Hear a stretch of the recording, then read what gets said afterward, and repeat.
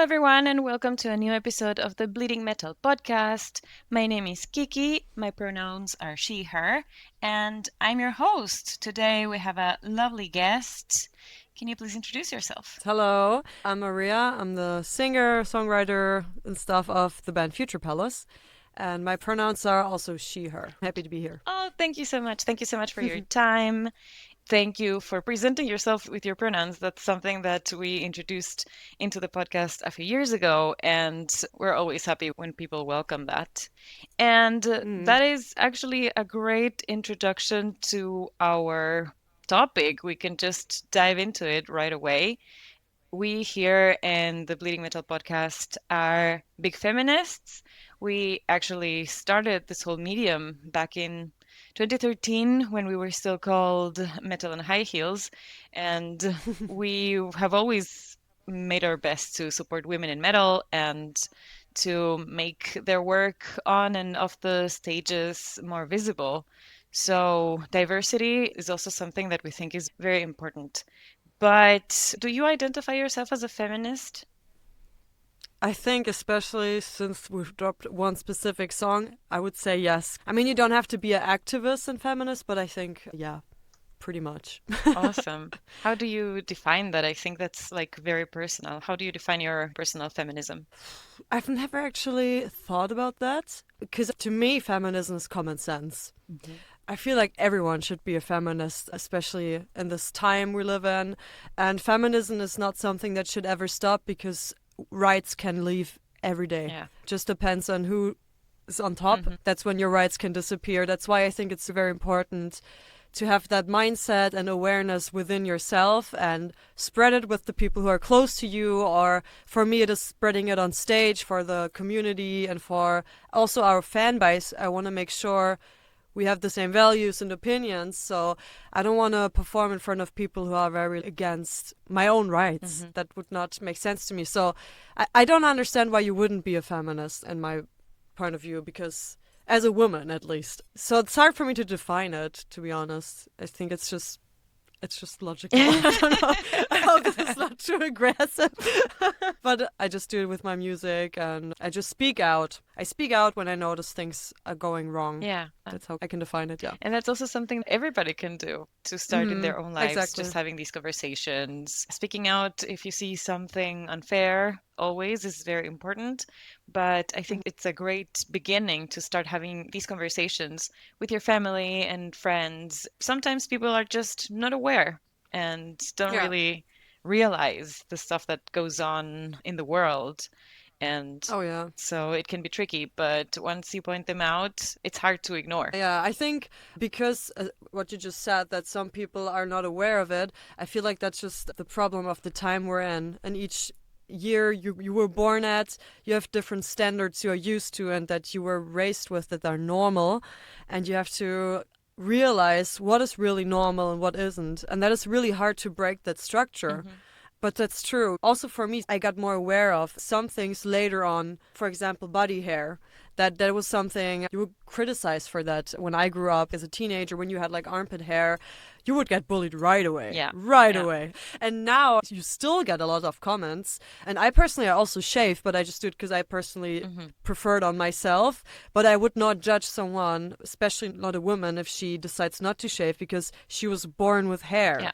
There. But that is also something that I realized with myself. That is something that society probably put in my head early on and that you have to kind of learn. Yeah. It's very interesting how society can manipulate your view on things. Yes, absolutely. And also how used we become to these things, how normal we think they are, and how it's sometimes super difficult to unlearn, to realize that it's not real, it's not nature, that gender is a social construct, that we all can define how we live and should be able to design how we live our lives. We still should have the freedom to choose things and make things different. That's a really good point. We were talking about that just recently when we had an episode about stage clothing. Oh, that's interesting. Yeah.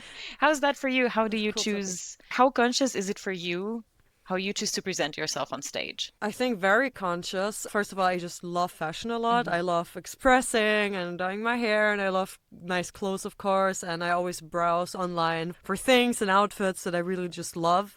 But I also always make sure, of course, that it represents the band and the album that we currently have at that time, which is currently Distortion. So I kind of look for similar looks that represent this message and the entire aesthetic of the band. But also, last year I had a few shows without a bra on and I had a shirt on top. And I somehow forgot that because now this year I looked at the pictures and I'm like, wow, I actually didn't have a bra on. That is interesting because I used to be very, very insecure, especially because of men. I don't want to be a man hater here, but especially because of comments of men. And that is, I think, also a little microfeminism, I would say, that I oftentimes stopped wearing bras in summer because I just didn't understand what the hell the point is. I don't need a bra for any help purpose. So I decided not to wear it because I would just sweat. Looking back at it, I'm like, that's actually kind of brave because you're a little bit more vulnerable in that moment. But I'm kind of happy I did it because it's way more comfortable on stage. A man is shirtless on stage. Yeah. And I oftentimes, if I go very wild, think of if I will take my moment when I'm older and I just flash everyone on stage. But I'm not sure yet.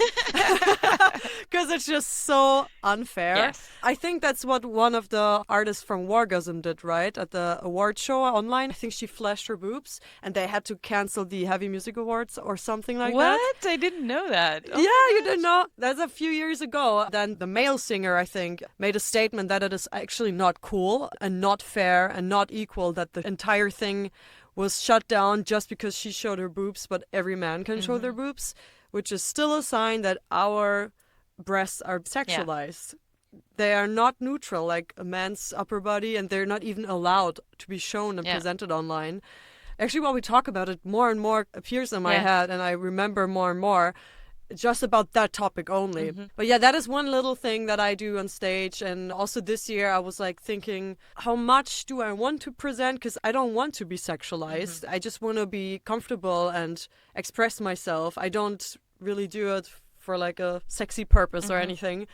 And sometimes I realize that I have a little conflict in myself, that how can I not be sexualized but still be comfortable? Yeah. And then I want to decide in the end, no, I'll wear whatever the hell I want. I don't care. This is my stage in that moment. Yes. That is the mindset I have. That's awesome. I guess the conclusion to which we arrived.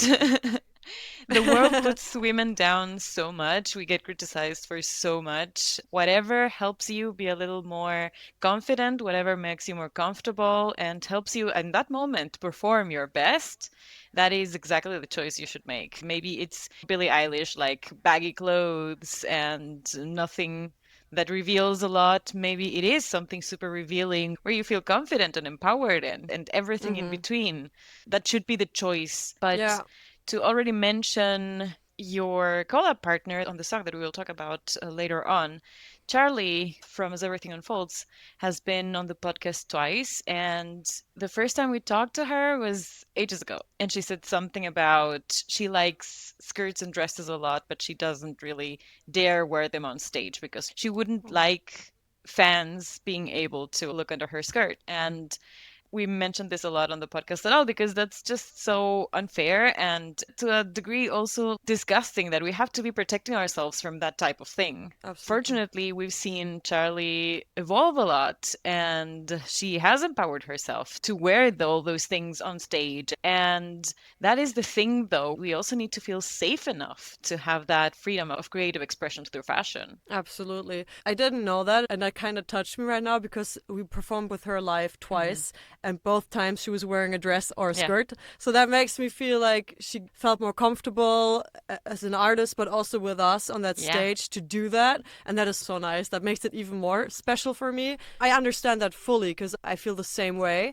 But with almost every item, like shorts, but skirts especially, I get it because we have that ego riser on stage where you put your foot up and then you can really look under a skirt.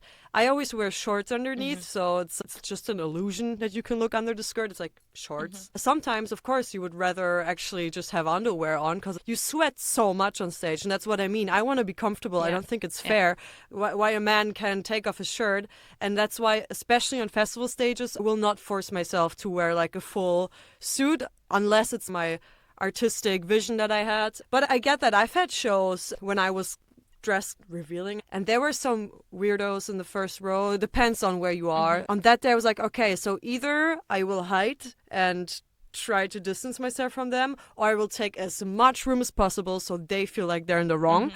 And that is hard, of course. You need some power to do that, and I don't always have that. But that day I had it, and I was like presenting myself really strong. And that's also part of why we released that song, because every time for now that I step on the stage, I will perform the song and tell them, I say it lyrically, you like my body and you watch, but I don't want to. Well, if you dress the way, it's almost like I'm forced to. I'm just roasting them on stage while they look at me. So that, to me, that made it up. That now I feel good enough about it. And then when I see weirdos like this, I'm like, I cannot wait for that song to start today. Because I will look at them and I will go, yes, oh my God, that's amazing. And you also, around the song, I've seen videos of festivals, and you do this whole explanation and you tell the crowd what it's about. And that is so powerful and so moving. And I love that so much. Thanks. Do you always prepare something beforehand? Is it always the same kind of speech? Or do you also have some variation depending on where you're performing? Oh, yeah, I have variation. That's true. It depends on what kind of day it is, if somebody is in the crowd that I know or not, or on the festival that should hear it.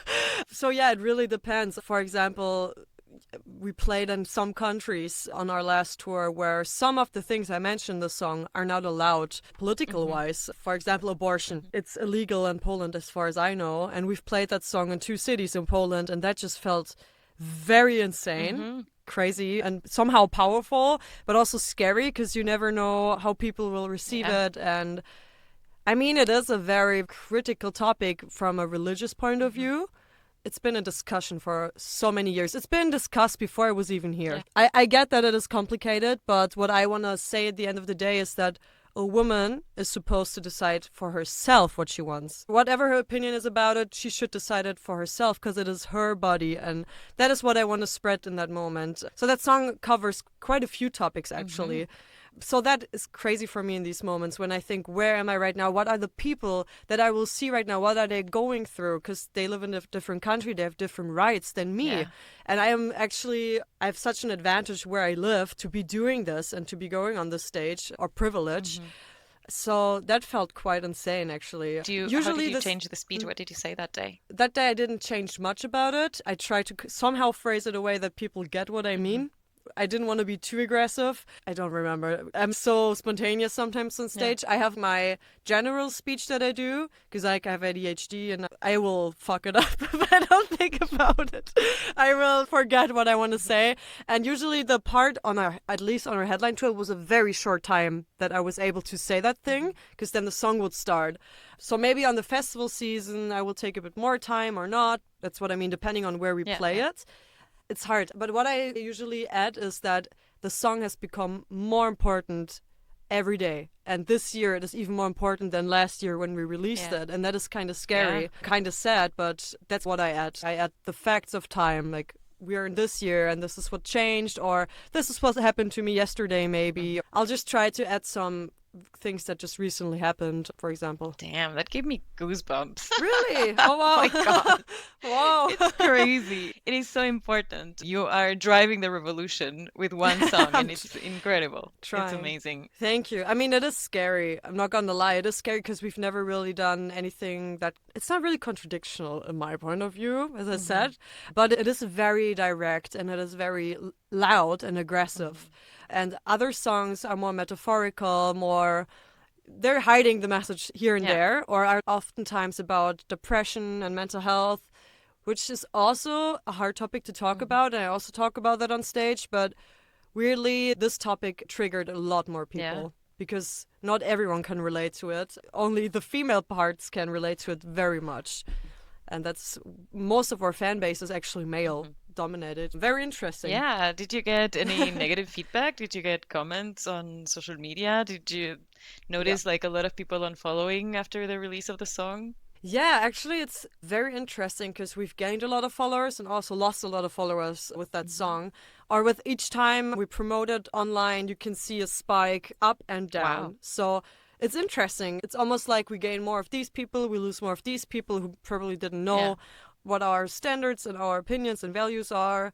Some people commented, oh no, not another Vogue liberal band or something like that. But actually, sadly, most people got more angry about the music video and about a male dancer we had in there because he was wearing a bra and a skirt, which was the entire message of the song. From my point of view, because I wanted to present a man in a way how men usually present women in videos. So very sexual, but we made him look even more feminine. So that just triggered them so much. And we had him dance like in the office, and a girl would hand over a cigarette to him, just treating him like a female would be treated by a man. And it is very interesting that people got so angry about that. Most hate comments are about that. And I'm like, did you even listen to the lyrics of the song? Probably not, but they're like, it's a good song, but that is like some insult. That was really sad, but also proved how important the song is and how important the video was, to me at least. Absolutely. And so it's a really amazing collab as well with Charlie. How did that come about? How did you think of inviting her?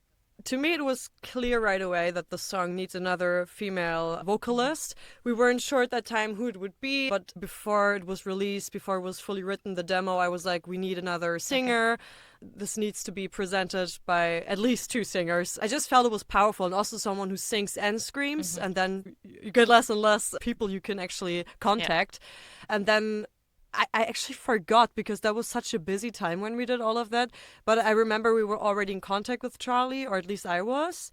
So we were already chatting, and then I was like, might as well ask Charlie. Like, she's the perfect fit actually for this. And we are already in contact. So it happened super quickly and it suited super well. She was very fast with everything, and hearing her side, how it felt for her. And I feel like it created some sort of friendship in between of us because we started talking very openly about what we went through, and I feel like that's sometimes something you wouldn't do normally when you're on a festival or something. You wouldn't go to another singer, a female artist, and talk about what's hard for you both in this industry. And that was a very nice and connecting experience. So yeah, that's how it happened, through social media. That's beautiful. We should, though. We should go to other women in the industry in general, in any position, and start to widen our network and make our support network even out of it. There was around 2013, actually, when we launched our Medium, there was this group of female singers in metal that was called Eve's Apple. It was started by Lisa Mittelhaufe, the original singer of Xandria. And so it was a little more in the symphonic metal part of the scene.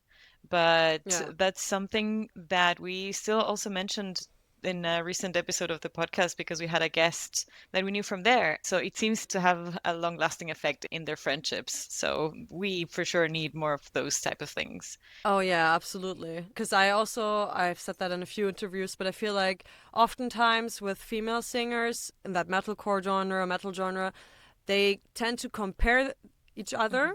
I wouldn't say the artists do that, but the fans do that a lot of times. And they're like, there's already one Hayley Williams. We don't need another singer. Oh, there's already Amy Lee. We don't need you. Oh, this is such a ripoff of this and this. And it feels like there can only be one female great artist, and then the room is filled enough. It's too many of them.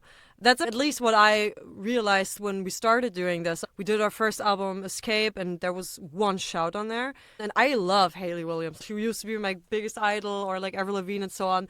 But I got so annoyed at some point that everyone would be like, this is like Paramore, this is like Paramore. It actually is not. It has some influences, but it is an entirely different thing. And I wouldn't go to Limp Bizkit, to go to Bring Me the Horizon and go, you're like Limp Bizkit, man, you're like Limp Bizkit. Because just you do some sort of rock music and you're a guy, and that just doesn't really happen much in the male world. So it just pisses me off so much that you get compared all the time. And now, of course, since I started screaming, you get compared more to screaming female artists. I love the other artists, but it's just so tiring to get compared all the time, because I feel like it happens way less when you're a man. It does happen, but they don't do it because I sound like it. They do it because I'm a woman. And I do music. And that is so annoying. There's some sort of competition that is made up oftentimes by fans, or also by the industry, maybe. We already got a female band on this festival. We don't need another one. Oh my God. And that is that band. And that's what I mean, why you start to compare yourself probably silently. Oh, we have to be better than this female fronted band because we won't be relevant. They won't book us. And I hope we will have a future where that won't be the case anymore, but they'll just look, who's a cool band? We don't care about their gender. We just want to have a cool band on here. And there can be as many and as colorful as they want. That would be my ideal festival lineup, as colorful as possible. Yes, absolutely. And that is super interesting that you say that, because we were just talking about that in what will be the next episode after this one. I see less bands with women on festival lineups this year than last year. Last year, there was a festival where you were playing, As Everything Unfolds were playing, Anchor was playing as well, Spirit Box. They were all over the place. This year, I have the feeling there's a little less. And it's also about the album rotation and those types of timings in the industry as well. But it is just so annoying to hear that kind of thing is still happening. It was a thing back when we started, and what you were saying, the whole, oh, we already have a woman on the lineup, we don't need you anymore. Like, what? It's completely, usually it's also completely different music.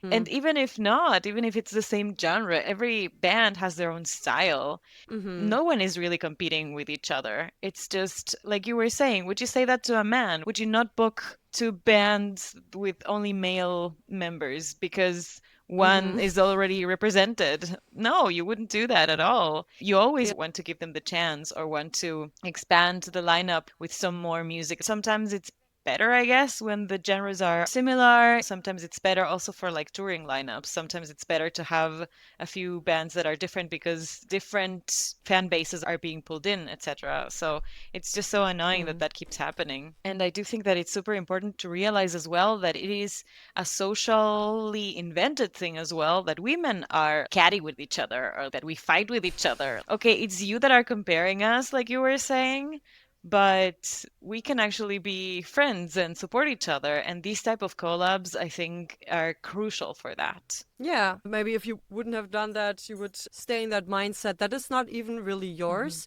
but more made up by society. You are not worthy enough if there's a better version than you, or whatever better means in that case. But that is something we have to get rid of and accept each other, that we're both there, or collab. The bigger artist should take the smaller artist and push each other up. I feel like that is a very cool thing and some activism you can do.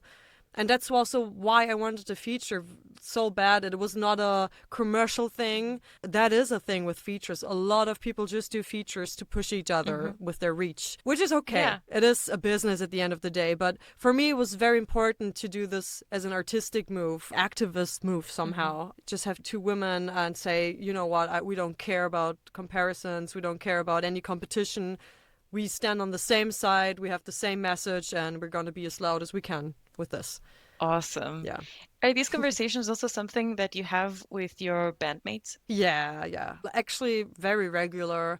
But it started kind of evolving over the years. We've been a band since, I think, 2018. So that is quite a time now already.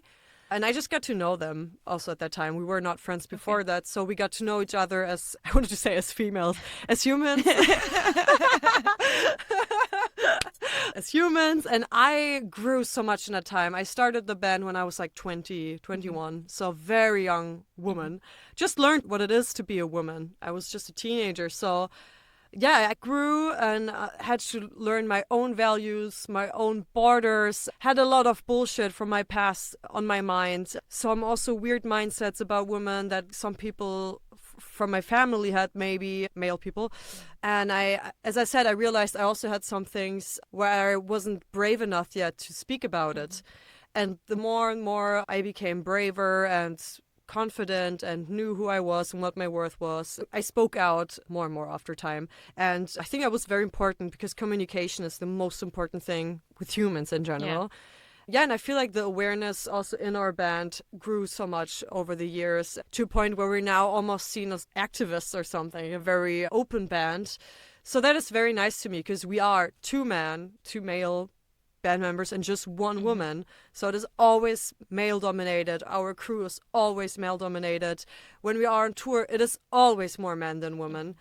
And to climb up there until that is seen topic for us. That's very nice because I'm always the Yeah. minority. We also try to have a very diverse crew when we can. We will look for female crewmates all Hmm. the time for merch or tour management. Of course, you have your crew members after a while, Yeah. so you don't want to switch them. But I'm always like, as soon as we need an exchange because somebody's sick or doesn't have time, please let's look for a woman first. I Yes. want to have a more diverse crew and as many women as possible. That's Yes. my thing. I love that. That's something that I encourage a lot to look a little, as we say in German, über den Tellerrand. Look a little bit Yeah. outside of your bubble in order to make the industry more diverse. Because otherwise, if people keep working with their friends and with the people they already been working with for so long, women never get, and also other people. It's about women, people of color, LGBTQ plus community members. Sometimes we just need the foot in the door, the opportunity to show everyone that we are doing exactly the same high quality job as any man. And Yeah. sometimes, as you were saying, we already have our regulars, but the moment you're looking for someone new, you should always look for a diverse person first, is my opinion and what I would what I Hmm. would advise Yeah. anyone. So it's really good to hear that you actively do that. Oh yeah. I always try to connect when I see someone female or Hmm. LGBTQ, and I see they work in this industry. I will usually connect with them or talk to them. And on our last crew, for example, the opener band had a female light designer, light Hmm. technician, and I thought that was so cool. Yeah. And as I said, we had a female merch saleswoman or tour management Hmm. also. Because I was like, wait, remember we had that lady back then and I loved her so much. Can we not just get back in touch with her? Yeah. Or I met this girl recently at an event and she said she would be open to do that. I tried to keep my eyes Hmm. open Hmm. who surrounds me and who we could pick all the time, yeah. That's so cool. That's so important. To go to Hmm. a bit of another topic, you were talking about your mental health, and you've also been very open in general about how mental health influences your songwriting, your lyric writing. It was also pretty much the theme of the album of Distortion. Why is it so important for you to talk about that as well? Sometimes I get sick that I talk about it so much. It's almost like I'm taking up too much space, but that is just once again my brain trying to say no, stay silent. I feel like that is the point why I do it, because they have been many years or more years of my life where I had to stay silent about all of this to function, to not be weird, to not stick out. For example, in my family, don't not stick out as a problematic family or something. Hmm. And also in society or for jobs or anything, it is always a down point when you mention mental health Yeah. issues because they're like, same thing. If we have person one, person one is mentally healthy, person B is not. Person A will probably deliver way more and work much more for us. So they have more value for them theoretically, but that is not the case because I feel like a lot of people or most of my close friends that the people I love suffer from mental health Hmm. issues and they're like the loveliest, most creative, deep-minded people I Yeah. know, and they just see things so differently, and the empathy is so different. And I feel like these people are not even wrong. I feel like this world is just weird Hmm. and not including them or us, because this world is still just made up for, I feel like, robots Yeah. sometimes. And that's why I think it is important to speak out about it, to just make space for that and not hide it and show that it is a thing and it is not just some phenomenon in your mind. It is an illness and it happens in your brain, biochemicals and all these serotonin things that don't really transmit. You can prove Yeah. it that it is an actual illness. So it is just very weird to see that some people still don't really respect Hmm. that or understand that. And it has been in our society, I think, since Yeah. forever. And I actually had a speech about that with my guitarist because he's a doctor in history. Hmm. Very interesting. Cool. Very Yeah. weird, random fun fact. So he's been confronted a lot with the past, obviously. And he said that back then you said that someone has a tendency of something and is not ill, like a melancholic tendency. And I was like, Right. and he's like, why don't we still do that or phrase it that way? And I'm like, because that is not the case. It is not a personality trait. Because you would start hating yourself, first of all, if that was your personality, that you want to unexist yourself Hmm. all the time. And for me, I could notice I used to be more stable And after a specific age, I think it was around 20, my mental health broke down quite a lot and made me realize and understand what it means to be depressed. It's not just a bad mood, it's not just a melancholic personality type, because my personality is not melancholic at all. I'm very resistant and a very happy, goofy clown person. And realizing that made me understand that mental health issues exist, as dramatic as it sounds, but I feel like oftentimes you don't believe something unless you feel it for yourself or go through it yourself. And that was the moment, plus a few other moments in my life, when I was like, this is just like having a cold or a fever. It's something that takes you over. And if you don't take care enough of you, it won't disappear. Yeah. Or take medicine. I didn't take medicine, but I went to therapy and stuff. And that's when I realized how distorted my reality is when I am in a dark place. And since I was a child, as I said, I was confronted with mentally ill people. I realized that their personality wouldn't align with their illness. And it just wouldn't make sense. As soon as their illness takes over, they would act super weird. And that's when I had to understand what that means, what it is, what it does to you. I think a lot of people still don't believe that it is an illness. And as I said, I learned from a young age on that it is an illness and you cannot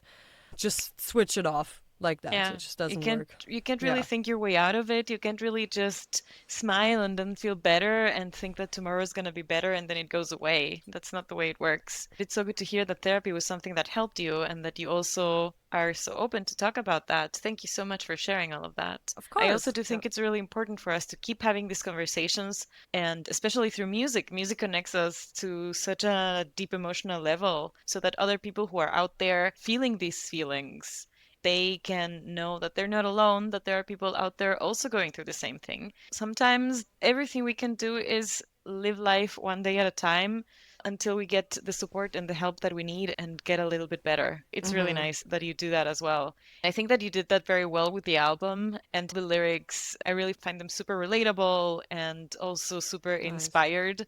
I love the play with the demon names with Malphas and Decarabia. I think that's so cool because Thanks. I'm also super open about depression and anxiety and how my experience of those has been. And sometimes it does feel like we just need an exorcism. Yep. Like, okay, this is not me, but it's hard to recognize that. Oh, yes. I got so sick of writing about the same stuff for years. I wanted to give each phenomenon a characteristic and almost make fun of it here and there. Like with Decarabia, it's almost like I'm making fun of the depression. I redress the demon as the most silly looking monster possible with the cheapest monster mask, and he's a DJ. Yeah. And I just tried to make it funny, make something sad funny at the end of the day.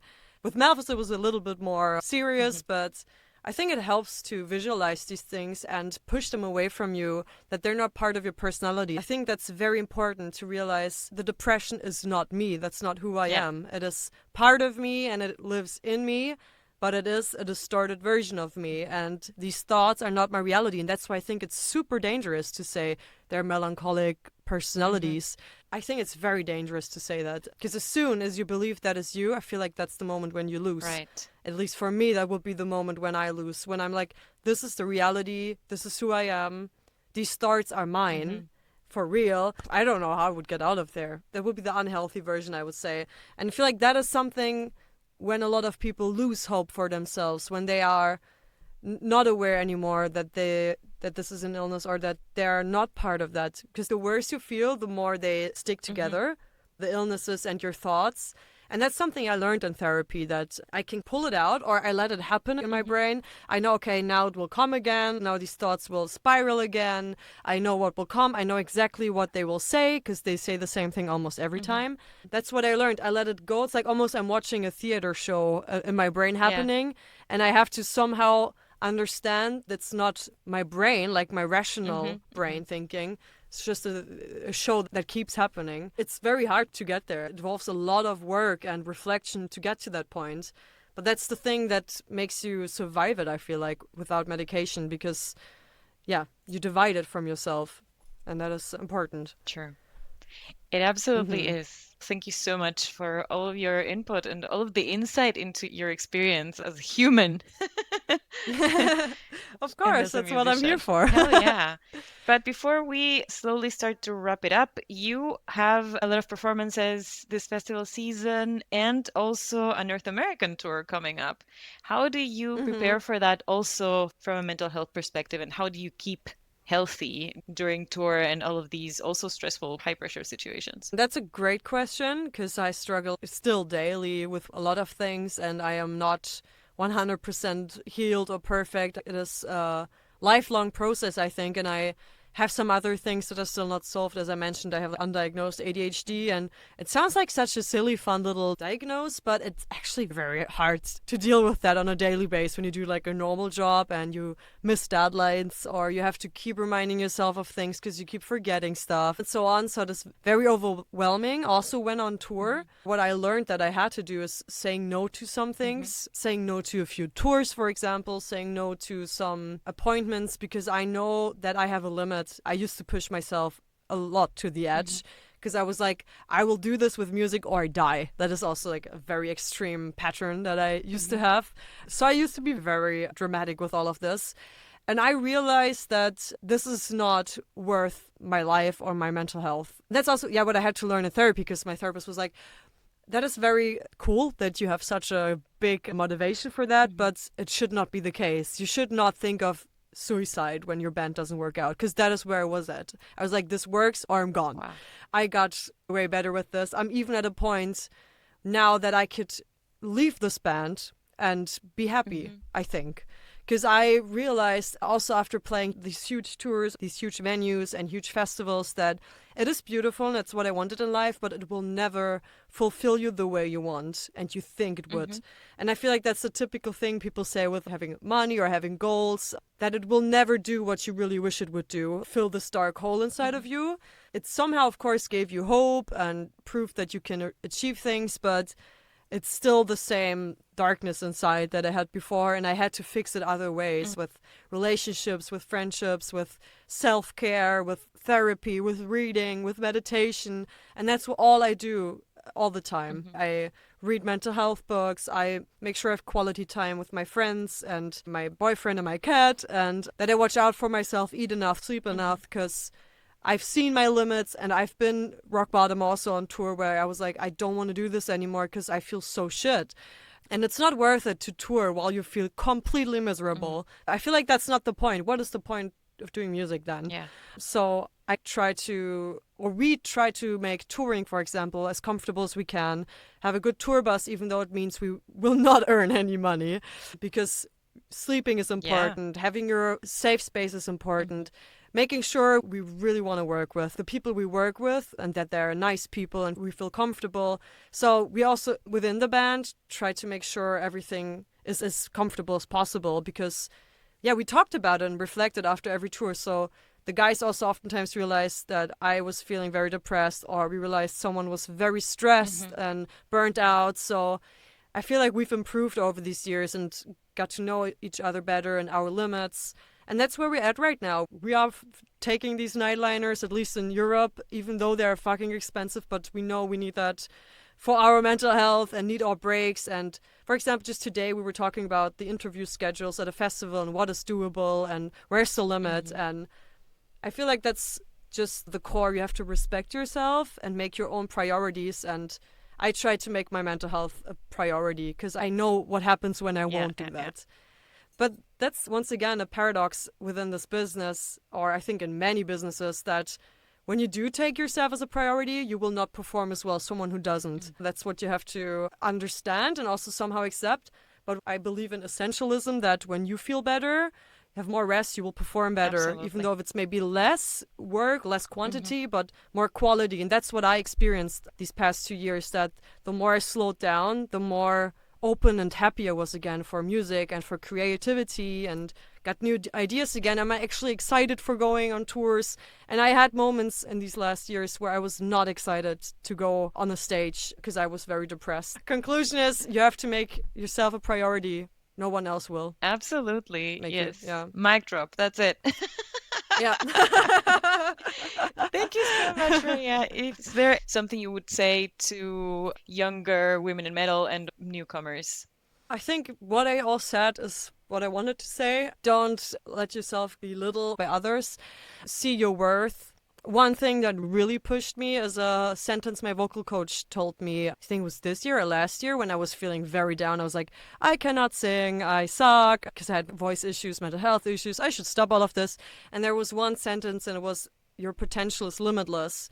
And I think that's what I want to share with everyone, especially with all the female singers who want to do this. Your potential is limitless, and if you want to do it, you can do it. There will be a way. And come see us when we're nearby or festivals. We have a headline show next week. Yeah, we go to North America later on this year, have a headline tour there. So if you're from there, happen to watch this, that would be very cool, because this is our first time going there. Very scary because it's just a different continent and long flights. That's pretty much it. Yes, you're starting the summer performances with this headline show in Dortmund. Why did you pick that location or the city? I've been living there for 14 years. There are not a lot of modern metal concerts. And you coming from really? Berlin, it was like, this is interesting. I love it. All right, so I have no idea why we play at Dortmund. I think it is just because the routing makes sense to go to Rock am Ring, Rock im Park afterwards. That would be the only logical thing. Plus, it won't be Düsseldorf or Cologne or anything, because we've just played there. Especially Düsseldorf, we played there in February or March. So that would make sense. Cologne was also in like December. And it is just, it's a warm-up show for us for these big festivals, because we haven't been on stage since March, I think. And it is important for us to feel comfortable. And a headline show is so long that you have your time to get used to it again. And also a headline show is nice because we are in that routine. We've played this headline set now since November, I think, or October. Right. That's our safe space, I would say. So it's a nice introduction or reintroduction for us to be on stage. And then on the festival shows, of course, we will play different sets because we have less time. And that is actually the main reason. We want to be comfortable. We want to have our fan base and have a good time, have a fun kind of show. It is a very different show. We will also have a warm-up act that is a friend of us. He does synthwave music. Nothing to do with metalcore. Nothing at all. I'm very excited how people will react to it. He's like very fun, has a lot of analog synths. He loves that. And the band only exists because of him, which probably no one knows there. And it's a very nice reunion with him. And so it will just be a fun night for us. Just warming up, getting the mood, good vibes. That's pretty much it. So if you want to have good vibes, I think there are just like 5 or something tickets left. So that is very cool that a lot of people want to join at Dortmund. Hell yeah. Awesome. Thank you so much for your time, for all the insight, for all of the lovely conversations. I wish you all the best for the tours and the upcoming concerts. To everybody out there, thank you so much for listening. Subscribe and follow us everywhere. Our link tree is at Bleeding Metal Pod. And we'll see you next week. Thank you so much. Nice. Thanks for having me.